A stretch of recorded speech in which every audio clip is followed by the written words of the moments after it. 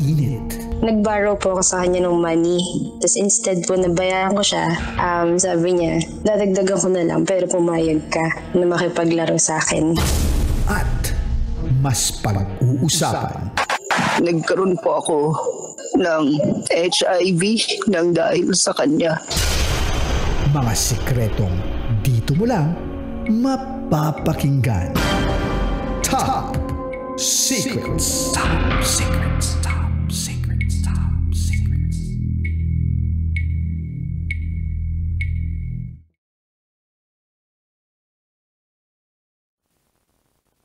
Hi, Kabisyo! It's me, DJ Rakitera. At DJ Titangelo. And welcome to the program Top Secrets. Kung saan pwede kang makapagbahagi ng iyong pinakatatagong sekreto. Ito po ang programang hindi ka huhusgahan. Bagko si kay pakikinggan. Ang programa sa radyo na nagpo-promote ng well-listen. And we don't judge culture. At meron na nga po tayong top secret sharer na nasa kabilang linya. I-welcome na natin siya. Magandang gabi sa'yo. Nakamute ka ha. Pwede ka nang mag-unmute. Hello po. Naririnig niyo po ba ako? Ayan, naririnig ka na namin. Go ahead. Anong pwede namin itawag sa'yo? Ako po si Mika. Mika, ilang taon ka na? 27 na po. 27. Sang lupalop naman galing si Mika? Currently po, nasa Europe po ako ngayon. Wow. Europe? Europe social. Kaya nga. Sarap magpunta ng Europe. Oo. Lalong-lalo na kung meron kang pera. At meron kang kayakap. Ay, totoo. Balita ko malalaki daw yung mga nandyan. Okay, sige na. Hindi na kami magpapaligoy-ligoy pa dito. Mika, 27 from Europe. Ano ang top secret mo?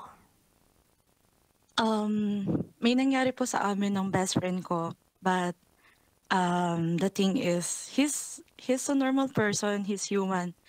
But the problem is, he's a priest po. Wait lang tama ba kami nang narinig dun sa sinabi mo? May nangyari sa inyo ng best friend mo, he's a normal human being, pero ang kanyang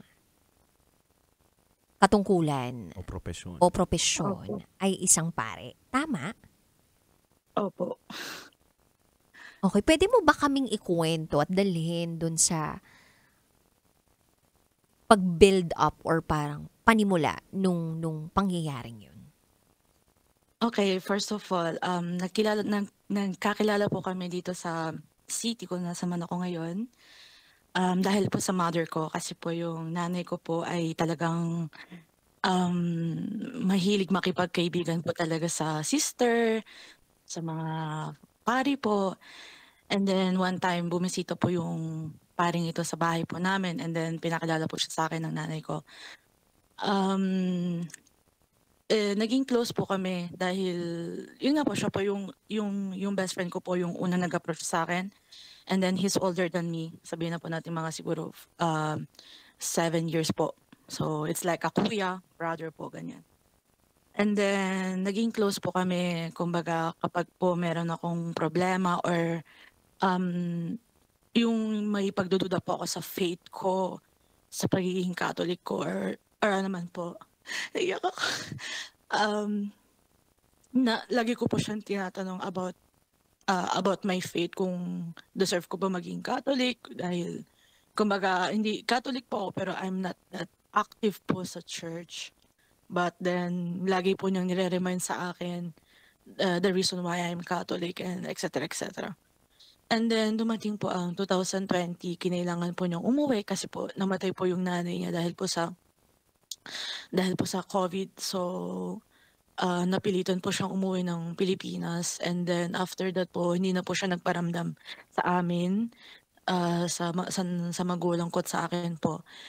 And then suddenly po, last year lang po, bigla po siya nagparamdam saying that, "Hoy, babalik na ulit ako ng Europe."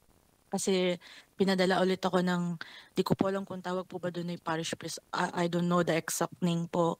na pinapadala po siya ulit sa Europe para mag-aral daw po. So, I was happy kasi Europe. So, madali lang siyang puntahan in case, kung ano man. And then, madalas na po kami mag-video call. Nagkikwento po siya sa akin about yung struggles niya doon sa city ko nasa man siya ngayon. And magkaiba po kasi dahil nasa ibang part siya ng Europe and ako po nasa ibang part po ng Europe. And then, yun po, lagi na po kami magkausap, magka-video call, nagkaka-chat po. Then suddenly, nagsabi po siya sa akin na, kailan mo ako bibisitahin? Bisitahin niyo ako, ganon. At first, I was hesitant po kasi ang trabaho ko po dito ay hindi po, parang mahirap pong humingi ng bakasyon kasi sobrang dami po naming staff. And then, pag hihingi po ng bakasyon, it's like pahirapan. And then, suddenly, yung nanay ko po nagsabi na, dali na, sama ka na, puntahan natin. I asked my manager kung pwede po ba akong, yun po, magbakasyon, pumunta doon, samahan yung magulang ko. And then, pumayag naman po yung manager ko. Pumunta po kami doon. Syempre, after, sabihin na natin, 2020 to 2025, so sabihin natin 5 years na po ang nakalipas since nung huli namin pagkikita. And then, nag-meet po kami nung, nung May. And then, gulat na gulat po siya sa itsura ko kasi sabi niya, hoy, gumanda ka ha, nag-glow up ka. Ganun. Kasi, nung nakilala po niya ako, medyo, yung itsura ko parang, normal na tao na hindi naman nagbe-makeup, hindi naman po nagbibihis na parang babae, parang basta na lang, ganun po. And then, ayun nga po, dinala po niya kami, inikot po niya kami dun sa city ko, nasan man siya. And then, ayun po, on the first night po na nag-stay kami dun, nag-iinuman po kami ni Papa. Actually, hindi naman po talaga ako uminom. Na tumitikim-tikim lang po ako ng mga beer doon po sa city na yon dahil iba po yung beer doon at iba po yung beer doon sa kung saan man ako ngayon. Then sumali po siya, nakikipagkwentuhan, and then suddenly po yung tatay ko po nga po nalasing na po, so natulog na. So nag-stay na po kaming dalawa sa salas. Tapos then tinatanong po niya ako kamusta na po yung buhay ko. And then kinento ko nga po sa kanya na meron po akong boyfriend. And doon po siya nagulat kasi parang yun nga daw po, parang hindi naman daw siya makapaniwala na may boyfriend na ako. Sabi ko, ganun po talaga kasi I think nasa tamang edad na ako for that. And then, sinabi ko po sa kanya yung mga plans namin ng boyfriend namin. And then, parang bigla po siya natahimik, ganun. And then, nung na po, na patulog na po kami na naghuhugas na po ako ng aming mga basong pinag-inuman namin. Nandun po siya sa likod ko and then parang may gusto siyang sabihin na hindi niya masabi sa akin. Sasabi ko, may sasabihin ka ba? Bakit ka nandyan? I mean, meron ka bang tatanungin, sasabihin? And then he said po that, alam mo, nung nakita tayo ulit, hindi ko alam pero parang hindi ako mapakali. Gumanon po siya. And then sabi ko, bakit? What do you mean na hindi ka mapakali? And he said that po na parang nagugustuhan na daw po niya ako. Tapos sabi ko po nung una, baka naman infatuation lang yan kasi sabi ko, bro, hindi pwede kasi ganun, you're a priest and hindi pwede, di ba? Sabi ko. And then he said, I think it's normal for me having magkaroon ng feelings because I'm still a human. I'm still a person na may feelings, no? And then, yun nga po, sabi ko sa kanya, bro, hindi pwede. I have a boyfriend and you also, may tungkulin ka, which is, yun. And then, yun po, bigla po niya akong hinalikan. And then, sabi ko, tas bigla ko po siyang tinulak. Sabi ko po sa kanya, anong ginagawa mo? Hindi pwede to. Doon na po ako nag-start na umiyak kasi parang I felt guilty po kasi after what happened dahil I really respect him as a priest po. And then, bigla na lang po na blanco po yung utak ko nung nangyari yun. Then, tapos awan ko, siguro lasing po siya that time. Tapos yun po yung nangyari. Tapos naguluhan na po ako sa lahat. And then biglang umingi po siya ng sorry. Tapos yun po, tumakas na po, pumunta na po ako sa kwarto ko, nag-iiyak na po ako ng time na yun. And then, the next day po, lumapit po siya sa akin, humingi po siya ng sorry. Hindi naman daw niya mapigilan yung feelings niya for me. So I said, gusto mo ba tulungan kita? Hindi na lang ako magpaparamdam, hindi na lang ako, wag na lang tayo mag-chat or wag na lang tayo maging close. Ano ba yung pwede kong gawin? And then he asked for a hug po. So I hugged him. And I said, okay lang yan bro, it's normal naman, ganyan. And then, nung nagtinginan na po kami, then he suddenly kissed me again. And this time po, hindi ko na po napigilan yung sarili ko. And then, nag-go with the flow na po ako.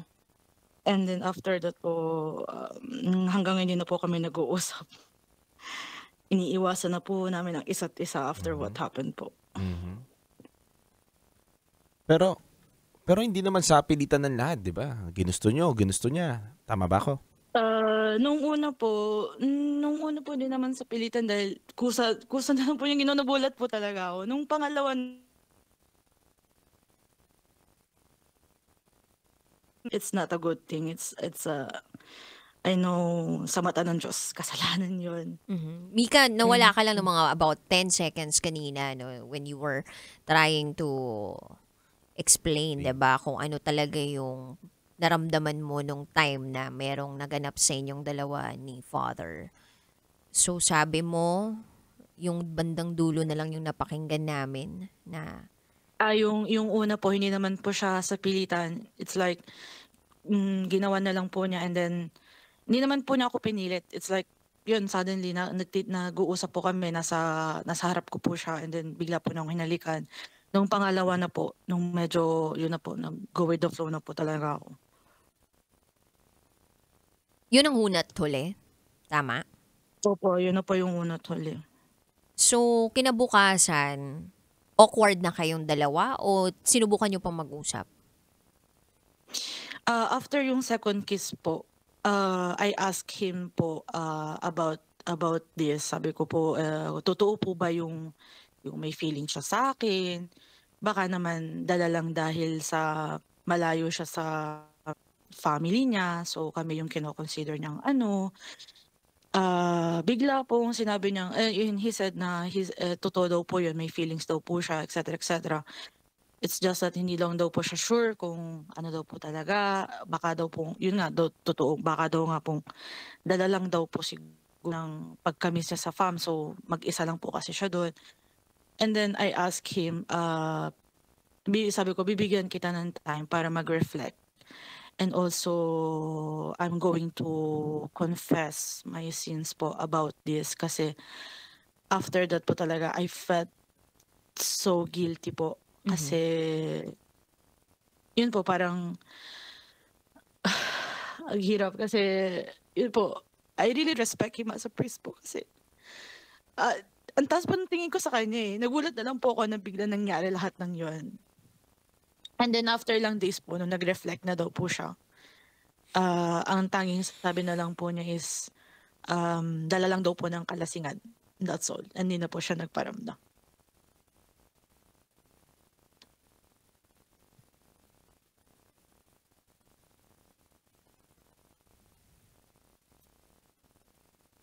Hello po. Yes. Sinusubukan namin i-digest lahat ng mga kinukwento mo sa amin. Kasi kami dito, sobrang na-shock din dito sa top secret na ibinahagi mo sa amin. Alam namin na mabigat tong pinagdadaanan mo. And it's a secret na hindi mo basta-basta nasasabi sa ibang tao. At hindi rin biro yung taong involved. Oo naman. Hindi talaga biro. Yes. This is someone who we really respect, look up to, diba? And this person shares the word of God, diba? And this person should practice what he preaches. Tama. So, hindi namin alam kung ano yung mga tamang salitang babanggitin namin ngayon o dapat namin bitawan ngayon. Pero gusto lang namin munang maintindihan sa pagkakataong ito, diba? Kung sa'yo ba, may nararamdaman ka ba para sa paring ito? Hindi po.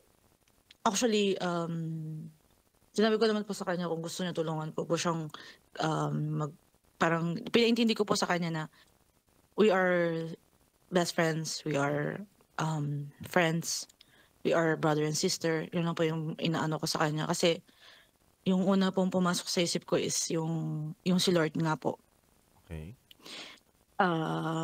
Alam ko pong mali yun sa mata po ng Diyos na what happened to us din po. And then yung second po, yung boyfriend ko po.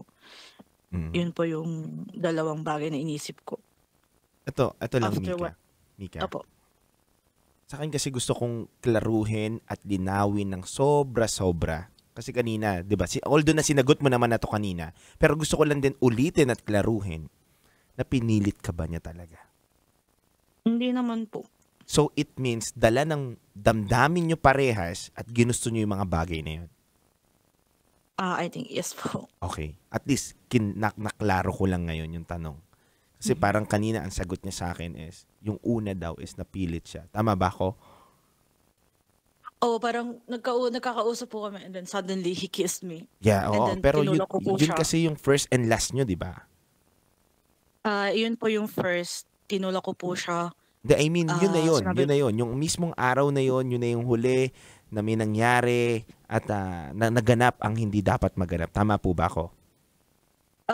Nangyari po yun nung gabi and then kinabukasan po nung nag-usap po kami ulit na parang nung nagsasorry po siya sa akin and then dun po nangyari yung pangalawa and then after that po nung kinabukasan na po na ako pabalik na po ako dun sa city na kung saan po ako nakatira ngayon. Nagchat na lang po kami na sinabi ko po sa kanya na kung totoo po ba yung nafe-feel na sa akin or baka lang dala po ng infatuation or dahil lang ba yun sa alam niyo po malayo po siya dun sa pamilya niya. So parang siguro I don't know, maybe kasi mag-isa lang po siya dun. Wala po siya kasing kakilala kasi baguhan lang po siya dun. And then sabi ko po sa kanya bibigyan ko po siya ng time. Pag-isipan niya ng mabuti or ako naman po is ang una ko pong ginawa is talagang nag-confess po ako agad as in asa po ako nag-confess. And then after ilang days po nagparamdam po siya ulit. Nagparamdam po siya ulit and then he said that sorry dala lang ng kalasingan and then after that wala na. Hindi na po siya muling nagparamdam sa akin. Yun nga po. So, yung nakiss ka niya, may nangyari, isang araw lang, halos lahat. Po. Okay. Yun lang gusto kong klaruhin. Kasi, kung naulit-ulit yan, di ba? Kasi ang pagkakaintindihan ng mga iba paulit-ulit daw. Hindi, isang araw lang yun, yung nag-kiss or ano man yung hindi dapat maganap. Isang araw lang yun nangyari.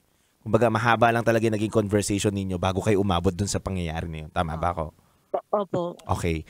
Ma'am, total naman, sinabi mo sa akin na hindi naman kayo na ang issue dito kasi mahirap kasi at mabigat yung issue na to kung pinilit ka nung pare, di ba? Pinilit ka nung pare at ginamit niya yung kapangyarihan niya bilang isang pare para abusuhin ka at gustuhin mo siya. Pero wala namang ganun, di ba? Wala naman po. Okay. Kakilala mo siya, kakilala ka niya, nagkaroon kayo ng spark nung araw na yon at nagkagustuhan kayo at nangyari ang hindi dapat nangyari. Opo. Okay. Pero hindi natin sinasabing tama si Father. 'Di ba? Hindi rin natin sinasabi na Opo. tama rin si Father doon sa pangyayari niyon. At hindi ko rin sinasabi na tama ka rin. Pero kinaklaro lang natin yung mga bagay-bagay. Na kasi hindi naman porket pari na yan ay hindi na pwedeng makagawa ng kasalanan at dapat sabihin na natin na ay talagang ganyan yung mga pari na yan eh. 'Di ba? Ganyan, hindi dapat natin ginaganon. Kasi tao lang din sila, nakakagawa sila ng kasalanan na hindi pasok doon sa moral at ay pinag-aralan nila bilang isang pari. Yeah. Pero hindi natin dapat lahatin, ha? Sa lahat po ng mga nakatutok ngayon, hindi po dapat natin lahatin. So dito kasi nakikita ko lang dito, siguro ito lang yung kwento na isa na bahagi dito na nangyayari to, pero hindi lang naman pare, hindi rin naman pastor. Maraming mga bagay at maraming and hindi naman inabuso eh. Hindi naman siya inabuso. Pero ang pagkakamali kasi dito, bilang pari kasi hindi mo pwede makipagrelasyon. 'Di ba? Dapat yun lang yung dapat alam niya para sa akin. At syempre, dala din ng pagkagusto mo at bugso ng damdamin, etong si ate girl, nadala na rin. Mhm. Pareha sila. And familiar kasi sila sa isa't isa. Oo, Komportable sila sa komportable. isa't isa. Mika, Opo. tama ba nakasama nyo nung gabing yun yung mga magulang mo? Opo. So, That time magkakaiba lang kayo ng kwarto? Ganun ba yun? Opo. Iba-iba po yung kwarto. Iba po yung kwarto ng magulang ko. Iba po yung kwarto ko. Iba po yung kwarto niya. Mm. Aha. Hindi ba nakaramdam yung mga magulang mo nung gabing yun tungkol sa inyong dalawa? Hindi po kasi magkakaiba po kami ng floor po. Oh, madami pala tong floors. Saka 27. Ilan taon na siya ulit? Sorry. He's older than me than 5 years po. Okay. Pero sabi So, niya, 27. sabi mo kanina, 7 years. Ano ba? Ay, 5? sorry po. Opo, 7 years po. Tama po. Okay, Sorry po. okay. Na-distract po ako. Kinaklaro lang natin Ako hinihimay-himay ko lang kasi naglalaro lang din sa isip ko lahat ng mga sinabi mo at onti-onti kong binabalikan ngayon. Para malaman ko lang din kung consistent ba yung sinasabi mo. Kasi mabigat to. Hindi, pero alam mo, dude, minsan may mga detalye tayong iniiba-iba din eh. Para, syempre, yung pagkakakilanlan, diba? Oo naman. So, sabi naman natin kanina, pwede namang ibahin yung edad, pwedeng ibahin yung pangalan, pwedeng ibahin yung mga ibang detalye. Pero syempre, nararamdaman din naman natin kung sincero yung tao Tama. nagbabahagi sa atin. Oo Ang naman. purpose lang din naman natin dito is makinig, diba? Tama. So, Mika, ang tanong namin sa'yo ngayon, siguro na lang din, no? Medyo mabigat talaga to eh. Mabigat to eh. Ano na lang yung plano mo? Like, hindi na kayo nag-uusap ni father? Bestie mo siya? Family friend nyo siya? Hindi na kayo nag-uusap? Nag-message sa'yo na hindi... Tama ba? Nag-message sa'yo na hindi dapat yun talaga nangyari? Sorry, wala talagang... Exactly po. Yes Aha. po. Hindi daw dapat po nangyari yun. Yeah? Wala lang daw po ng kalasingan. Mhm. That's all. And So, then after that, Block wala na. po. Okay. Opo. So, ano nang gusto mong mangyari? Anong plano mo ngayon? May boyfriend ka, right? Opo. Meron. Mhm, mhm. So, anong balak mong mangyari ngayon? Ano lang po, parang... I'm just sad kasi po,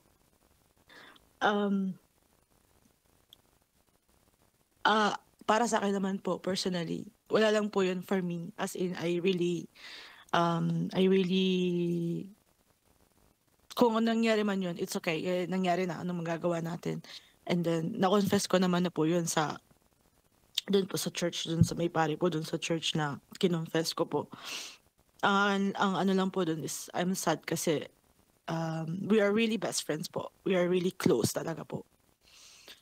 And then, hindi na po siya nagpaparamdam. So, parang minsan po kasi parang meron po akong madami pong pumapasok sa isip ko and I really need an advice po from him kasi he knows me very well po since yun nga po we are brothers and sister po and then we are best friends po talaga.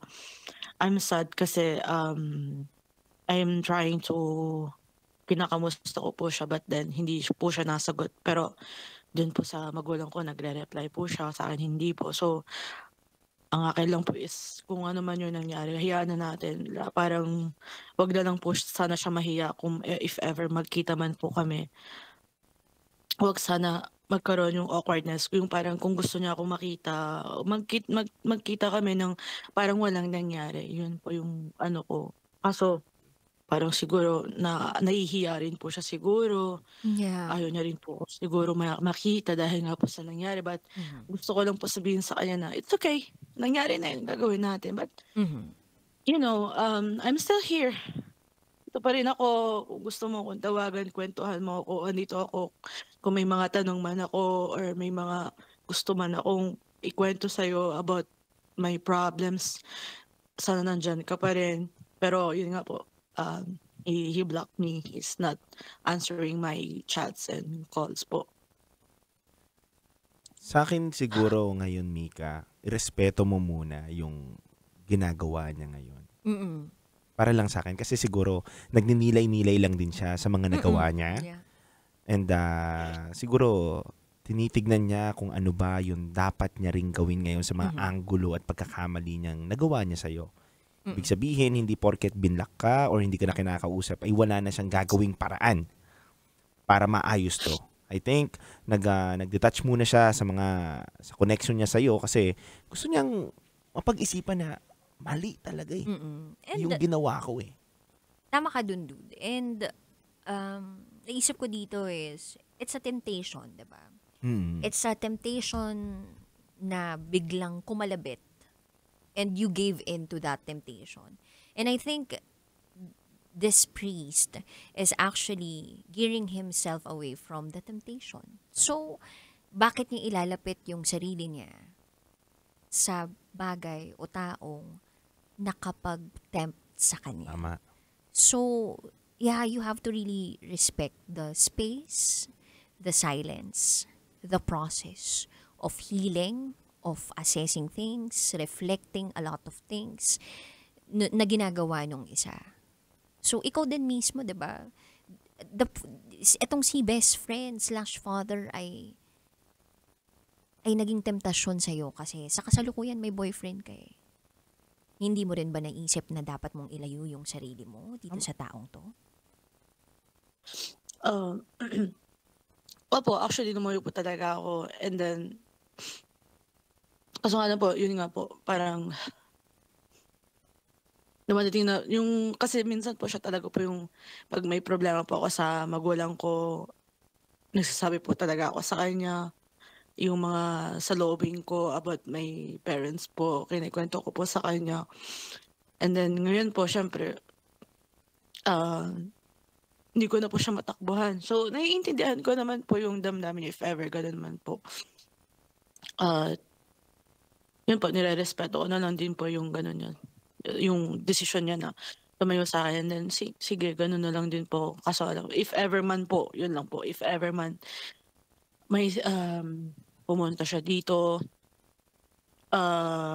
walang magbabago. I mean, kung ano man ang nangyari, wala na yun sa akin. I mean, okay. Kaso ayoko lang po sana magkaroon kami ng awkwardness pag nag-meet kami ulit or ano man po yan. Ganito na lang, Mika. Bibigyan ka namin ng pagkakataon na makapagbigay ng mensahe para dito sa best friend / father, diba? Na naging kaibigan mo, naging kasama mo, naging parte ng buhay mo. Kung meron kang mensahe sa kanya, then bibigyan ka namin ng kahit 1 minuto, diba, para makapagbigay sa kanya ng or makapag-communicate sa kanya kahit na ikaw ay block sa social media accounts niya. Go ahead. Hey bro. Sorry.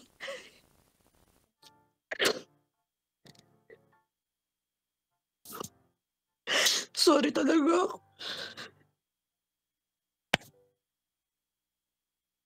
Sorry sa nangyari. And actually, napatawad na kita. Okay lang yun. Dala lang talaga siguro ng kalasingan or if ever. Yun nga, baka infatuation lang talaga yun. So, gusto ko lang humingi ng sorry sa'yo kasi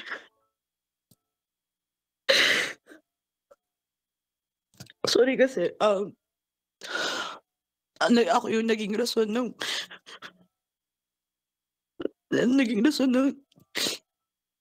paglayo mo sa akin. Dahil, yun nga, nadala ka sa temptation and I'm so sorry. Alam ko, lagi mo sinasabi na kasalanan mo yan. But, bro, it's not just your fault, but it's also my fault. Talaga. And, if ever man magkita tayo ulit, bro, andito pa rin ako. Wala talaga magbabago. Kahit nangyari yun, kalimutan na lang natin. Go with the flow na lang tayo. Wag na lang mauulit siguro. Or, andito lang ako. Tapos sabi mo sa akin, promise, walang magbabago. But yes, tulad ng sinabi ni DJ Rocket, DJ Jalo na siguro nga, gusto mo lang talaga magkaroon ng space. Gusto mo lang siguro mag-reflect and pakayayaan kita mag-reflect. But still, gusto ko lang ipaalala sa'yo that I am here. Handa ako makinig sa mga problema mo. Hindi na ako magiging temptation sa'yo. Yun lang, sorry talaga, sorry. wag mong sisihin yung sarili mo kasi sisisi ko rin yung sarili ko. Um, Ayun lamang po. Mika, syempre bago natin tapusin tong pag-uusap natin, gusto ko lang din bigyan ka ng pagkakataon na ano naman message mo doon sa partner mo. Syempre hindi lang naman yung pare, although na oo, yung best friend mo yung pare, kayo nakagawa. Kaawa din naman yung partner mo. Kahit siguro, kasi di ba wala siyang alam, walang kaalam-alam na gano'n na pala yung nangyari. Naging kawawa din siya dun sa side na yun. Message po. Di kahit sana, kahit hindi mo na i-message sa kanya or kahit hindi mo na sabihin dito, sana wag mo pa rin siyang isang tabi. Di ba? Bigyan mo pa rin siya, wag mong ikulong yung sarili mo doon sa, lagi mong iniisip na sana magkita ulit kami, maayos kami nito ni Father. Or, darating yung panahon na maghihilom ang mga sugat sa dibdib ninyo, ang mga awkward moments na yan, darating na maayos yan. Pero wag mo pa rin kakalimutan na may partner ka. Opo. Meron kang kasama at dapat na pinagkalalaanan ng oras at tandaan mo mas masarap na maging best friend ng partner kaysa ibang tao. Kasi Opo. at the end of the day, kayo ang magsasama, kayo nakakakilala sa isa't isa, lahat ng pangit, maganda, masaya, nakakalungkot na bagay, yun ang mga pagsasamahan ninyo. 'Di ba? At magandang pundasyon yun bilang magpartner na maging best friend mo siya. Opo. Yun lang. Yun lang, Mika. May gusto ka pa bang Yes po. idagdag sa lahat ng mga nasabi mo? Wala na po, yun po. Tama din po si DJ Jello na, yeah, I have a boyfriend and yun nga po, tama po talaga siya dun sa part na yun na dapat mas kino-consider ko pong best friend yung boyfriend ko. So, yeah, actually, yun po, tama po, nahirap, gustong gusto ko po sabihin to sa boyfriend ko about what happened, but siguro hinahanapan ko lang po siguro na magandang timing para po dito. And I hope and also I think din naman po na maiintindihan naman po niya siguro. Well, we wish you the best and we hope na yung bigat ng nararamdaman mo ay kahit papano napagaan namin kahit papano. Opo. Thank you po. Yeah. Thank you so much, Mika, for calling this program. Thank you po. God bless. Thank you. Bye. Bye po.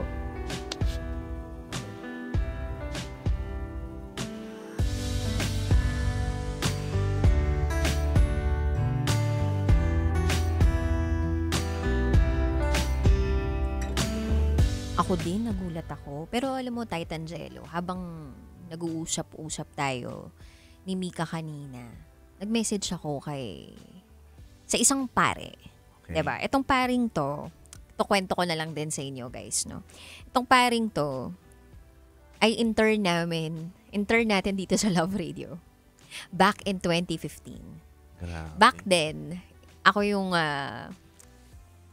supervisor ng mga intern or OJT. Okay. So, na-handle ko siya. Okay. At nung time na yun, pa-seminaryo na siya eh. So, proud ako sa kanya kasi after few years, nakita ko, uy, ganap na siyang isang pare. And lagi siyang nakikinig ng secret files and top secrets. And napapadaan sa kanya yung mga top secrets natin. So, minsan nag-comment siya about a priest din. Basta story about a priest. Nakalimutan ko na kung ano talaga ito, no? Basta dati nagkaroon din ng call about this. Mm-mm. And hindi ko kasi siya agad na message for that specific call. So ngayon, nagkaroon tayo ng chance para ma-message siya. Nang sa gayon, ay kahit papano naman, di ba, mabigyan naman ng pagkakataon ang isang tulad ng isang pare, 'di ba, na makapagbigay ng thoughts, komento, Yes. 'di ba, tungkol sa naibahagi sa atin ng ating caller na si Mika, no. So baka pwede natin siyang mahingan ng thoughts, no, ng komento tungkol dito sa naganap na ito. So, pakinggan natin si Father. Grabe, no, parang feeling ko ang tanda ko na. Pero mo intern sa Love Radio, tapos naging pare. Tapos, ngayon, Gaano katagal maging pare? Oo, diba? Parang, wow, eto na talaga. Si Father Floderito Dador Jr.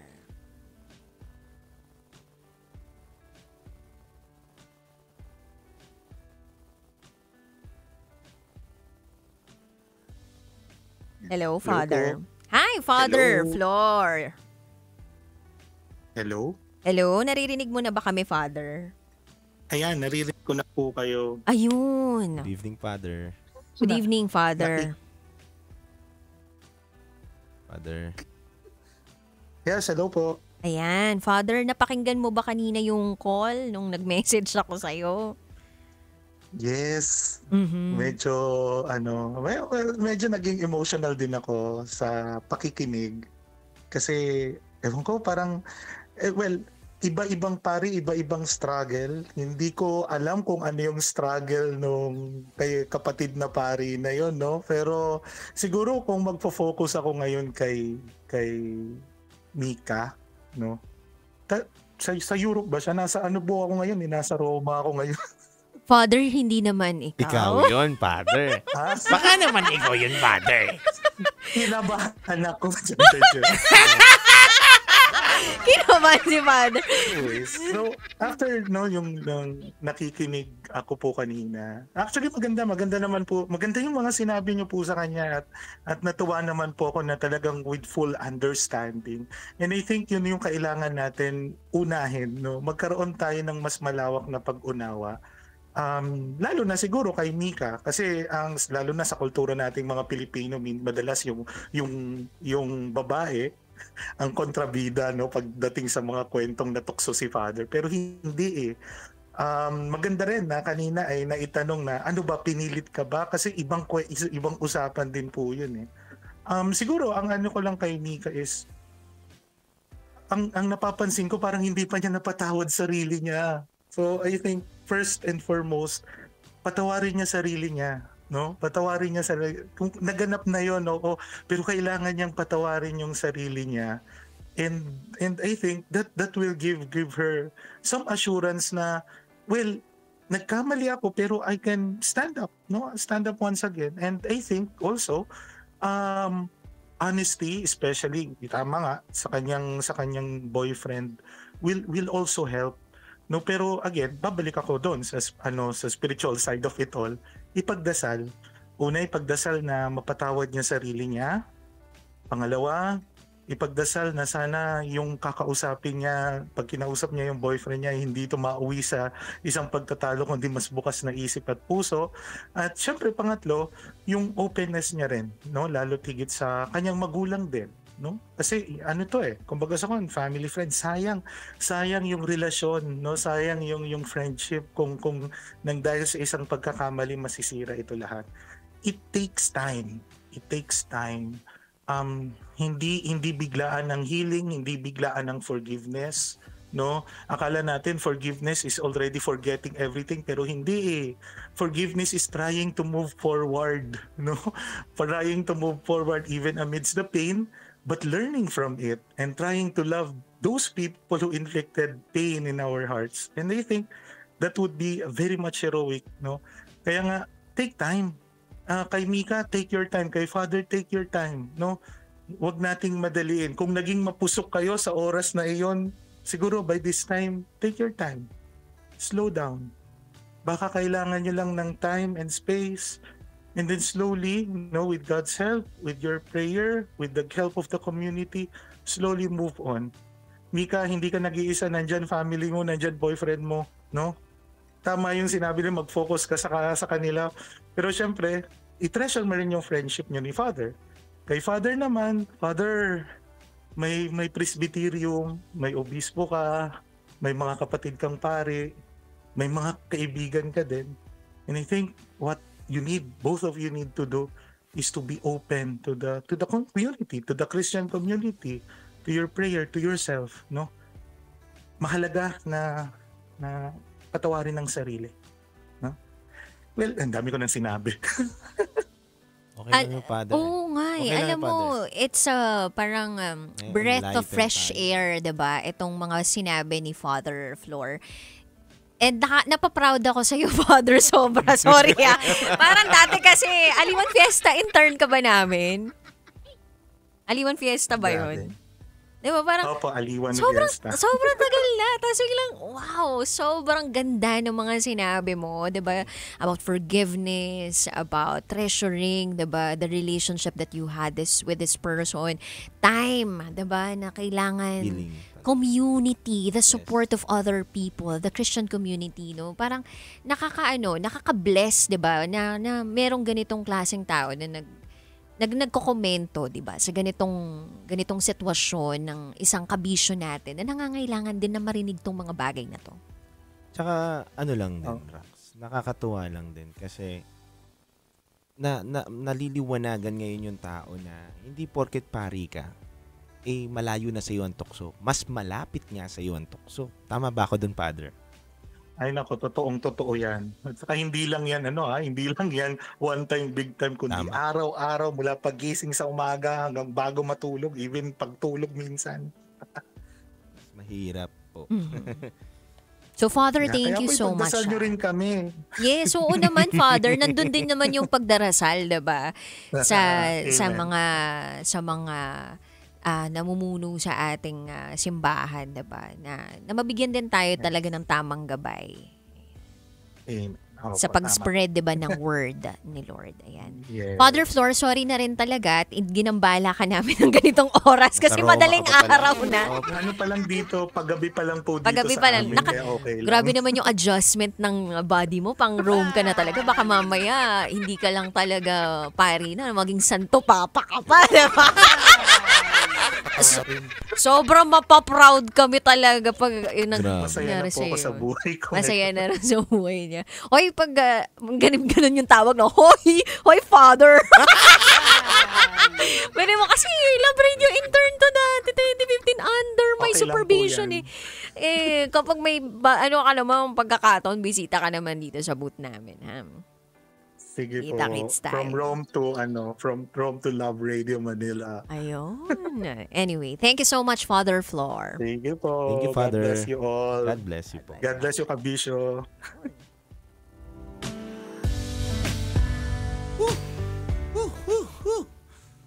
Tulutan ako ng tinik. Yeah, actually. Pagpapatawad, alam mo, sobrang halaga nung binanggit na yun ni Father Flor. Mhm.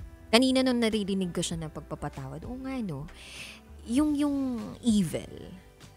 Medyo na tayo dito, doon tayo sa evil, the good, ganyan Yung evil, ito, narinig ko to sa isang preach. No? Mhm.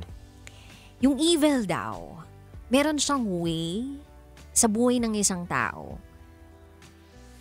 na hindi mo akalain na nandun siya, present siya sa buhay mo. Alam mo yun? Kumbaga, napakalinis niyang gumalaw. Napaka-smooth niyang gumalaw. In the sense na, akala mo, you are just living your life. But then again, may evil part din pala dito sa buhay kong ito because nabubuhay ako sa guilt. Gets mo?